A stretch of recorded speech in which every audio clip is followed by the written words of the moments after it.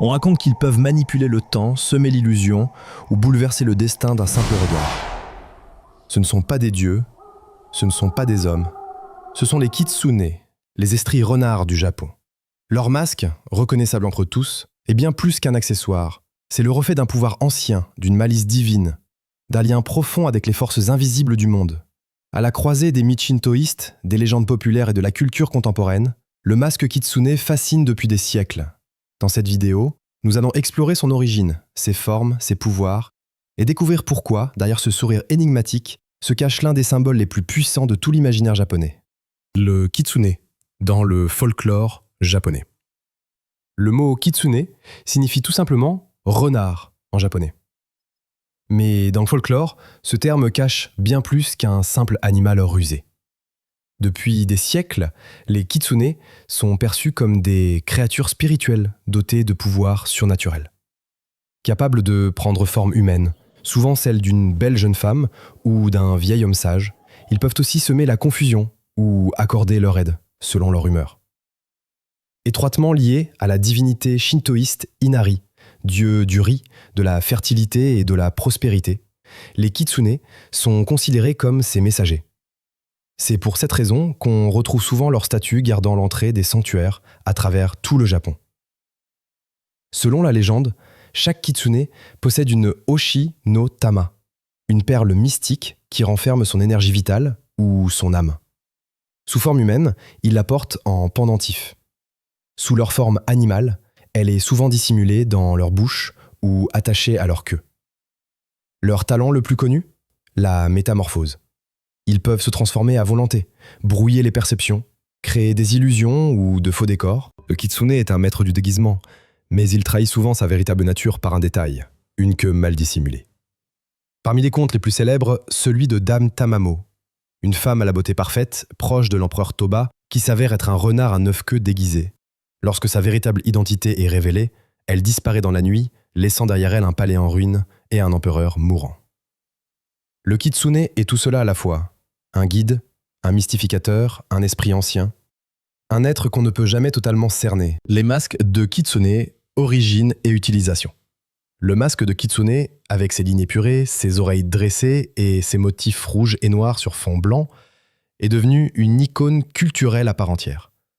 Mais bien avant d'être utilisé dans les animés ou le cosplay, il occupait déjà une place importante dans les festivals japonais, notamment ceux dédiés à Inari. Porté lors de danses rituelles, de processions ou de pièces de théâtre kabuki, il servait à invoquer les esprits, à les honorer ou à repousser les influences néfastes.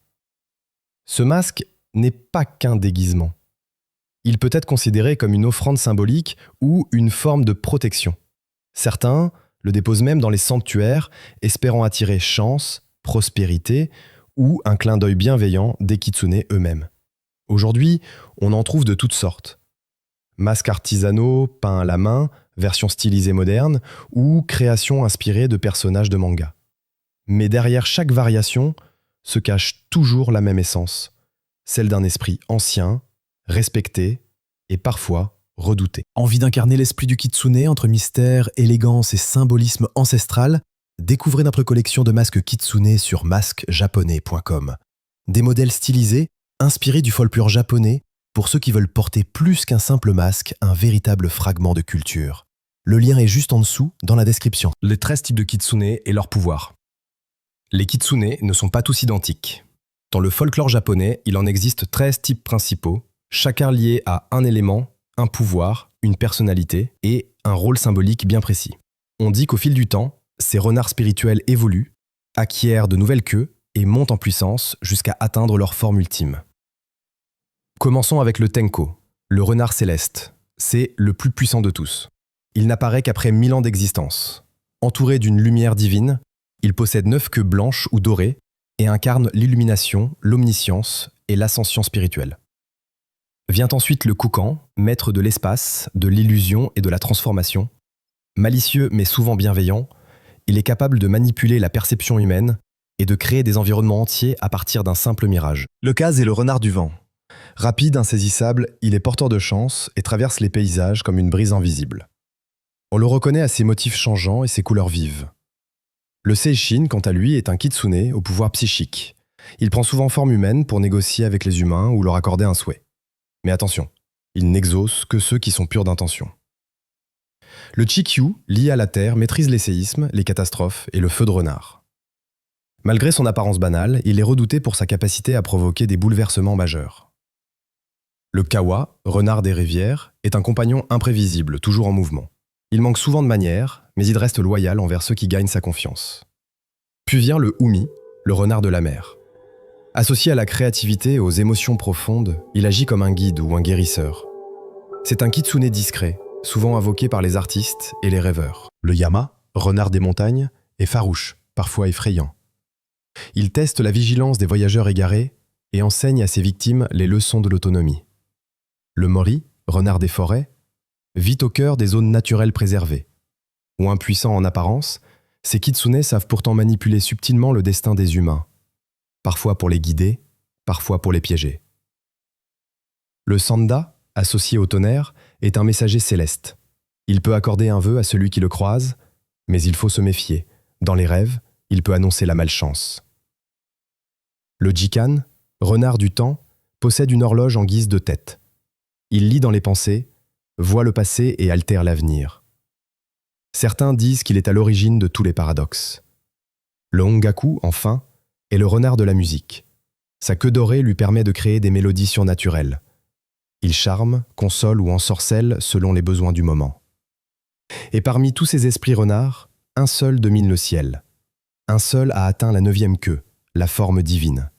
C'est le Tenko, le plus ancien, le plus lumineux, et peut-être le plus dangereux. Kitsune dans la culture moderne. Aujourd'hui encore, le kitsune hante notre imaginaire, mais sous des formes bien différentes. Dans les animés, il apparaît régulièrement, souvent auréolé de mystère. Dans Demon Slayer, par exemple, les masques kitsune sont portés pour protéger les guerriers contre les esprits maléfiques. Dans Kakurembo, un animé plus sombre, le masque devient un piège, une ruse pour attirer les âmes perdues dans un jeu mortel. Au-delà des écrans, le kitsune s'est glissé dans le cosplay, les jeux vidéo, les festivals et jusque dans la peau de certains passionnés. Le tatouage de masque kitsune est devenu un motif prisé, symbole de ruse, de transformation ou de protection spirituelle. Mais attention, au Japon, le tatouage reste culturellement sensible. Longtemps associé au yakuza, il peut encore susciter la méfiance, voire interdire l'accès à certains lieux publics comme les bains traditionnels. Choisir un tatouage kitsune, c'est donc bien plus qu'un choix esthétique. C'est un symbole chargé de sens, sagesse, illusion, loyauté ou vengeance. Un rappel permanent que les apparences sont souvent trompeuses et que le renard, même aujourd'hui, n'est jamais bien loin. Porter un masque kitsune aujourd'hui. Porter un masque de kitsune aujourd'hui, ce n'est pas anodin. C'est s'inscrire dans une tradition ancienne tout en assumant une part d'interprétation moderne. Traditionnellement, on le porte lors des festivals japonais, notamment ceux dédiés à la récolte du riz, en l'honneur du kami Inari. Il peut aussi accompagner des cérémonies shintoïstes ou des processions masquées. Mais on le retrouve également dans des événements culturels contemporains comme le cosplay ou les conventions d'animé. Quel que soit le contexte, il est important de porter ce masque avec respect. Le kitsune n'est pas un simple personnage de fiction, c'est un esprit lié à la religion, à l'histoire, aux croyances japonaises. Évitez les caricatures ou les mises en scène irrespectueuses qui détournent son sens profond. Si vous choisissez de l'utiliser dans un costume ou une performance, prenez le temps de comprendre sa symbolique. Chaque trait, chaque couleur a une signification, et chaque masque raconte une histoire.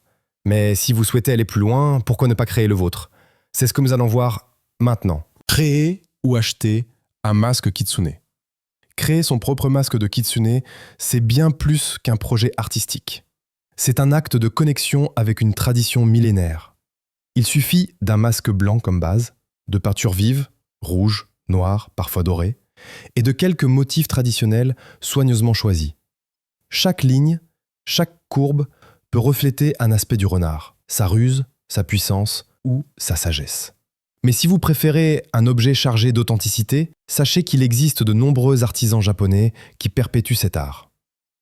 Leurs masques sont peints à la main, parfois même bénis dans des sanctuaires, et chacun porte une signature unique. Que vous le fabriquiez vous-même ou que vous en fassiez l'acquisition, un masque de kitsune n'est jamais un simple accessoire. C'est un objet symbolique, presque spirituel, un lien entre vous et les anciens esprits du Japon.